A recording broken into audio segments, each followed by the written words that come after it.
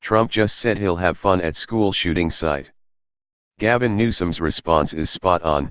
Today, President Trump departed for Texas to meet with the families of Santa Fe shooting victims. The tragedy occurred almost 2 weeks ago, and he is just finally visiting them now. As he was preparing to depart, the president stopped briefly to talk with reporters and took the opportunity to make a disgustingly callous statement. "We're going to have a little fun today.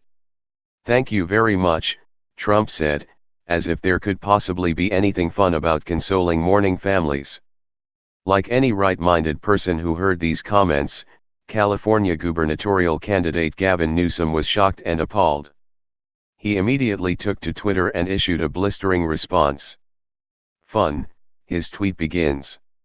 "These families lost their children to a tragic shooting and you have done nothing to prevent another from occurring. You should be mournful, ashamed, and embarrassed.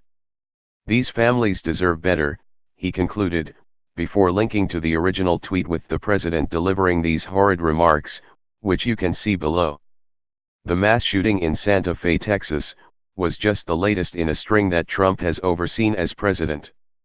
The tragedy comes on the heels of the Parkland, Florida tragedy that garnered national attention for the backlash against the NRA and the Republican Party that the surviving students fueled.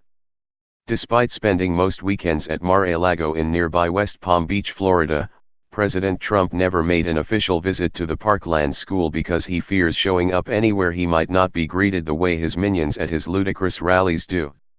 He chose instead to sneak into a local hospital to visit hand-picked survivors and their families. Because the survivors of the Santa Fe, Texas shooting have not been as vocal or visible in the aftermath of their tragedy, which is totally their right, President Trump must feel it's safe to show his face.